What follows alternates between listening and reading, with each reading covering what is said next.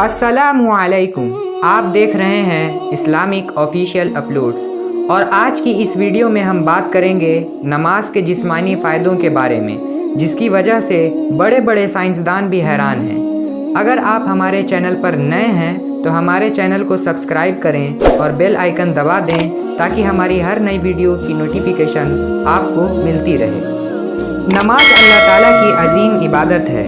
ये वो इबादत है जिसे करते वक्त रब और उसके बंदे के दरमियान बहुत कम दूरी रहती है, यानी बंदा अपने रब के बहुत करीब होता है। नमाज को अल्लाह ताला ने हज़रत मुहम्मद सल्लल्लाहु अलैहि वसल्लम को नबूवत के 12 साल सफ़र मेराज के मौके पर अता की। वैसे तो दिन भर में 5 नमाज फ़र्ज़ हैं, मगर इसके अलावा भी बहुत सी नमाज़ें हैं।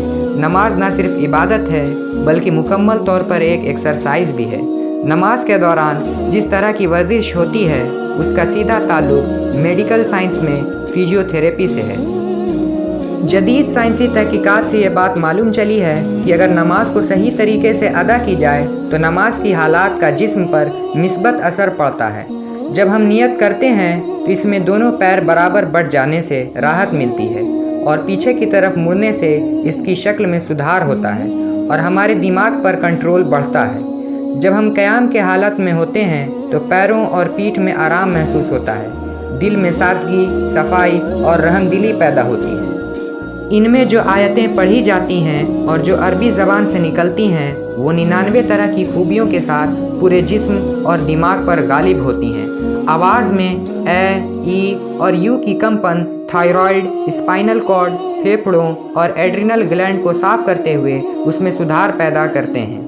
रुकू की हालत में पीठ के निचले हिस्से यानी टांगों, रानों और टखनों की मांसपेशियां फैलती हैं। धड़ के ऊपरी हिस्से में खून तेज़ी से चलता है और पेट और गुर्दों की मांसपेशियों को भी फ़ायदा पहुंचता है।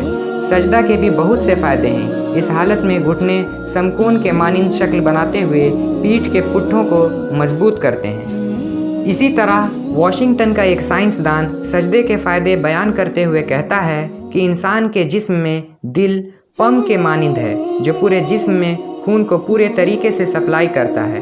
उसने कहा, जब इंसान खड़ा होता है या बैठा हुआ होता है तो पूरे जिस्म के जो हिस्से नीचे होते हैं उनमें खून के प्रेशर बहुत ज़्यादा होते हैं, मगर जो हिस्से ऊपर होते हैं उनमें जो खून का प्रेशर होता है वो बहुत ही कम होता है। लेकिन जब कोई एक ऐसी सूरत आती है जिसमें इंसान का सर नीचे और दिल ऊपर हो तो खून सर के अंदर भी बहुत अच्छी तरह से पहुंच जाता है।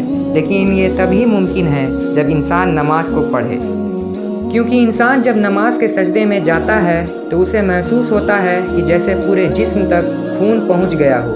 लेकिन अगर सजदे को थोड़ा और लंबा कर दिया जाए तो पता चलता है कि चेहरे तक भी खून पहुंच गया है।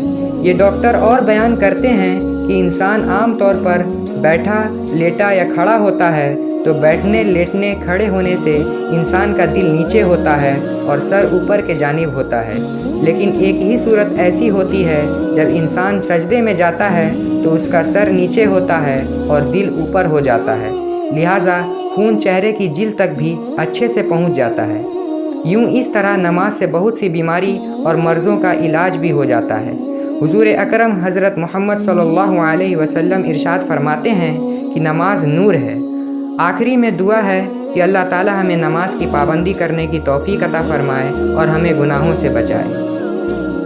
अगर आपको हमारी वीडियो पसंद आई तो वीडियो को लाइक करें और अपने दोस्तों और अहबाबों के साथ ज़्यादा से ज़्यादा शेयर करें और कमेंट बॉक्स में अपनी राय का इजहार करना ना भूलें और हमारे चैनल को सब्सक्राइब करें। अब आपसे हमारी अगली नई वीडियो में मुलाकात होगी, तब तक के लिए अल्लाह हाफ़िज़।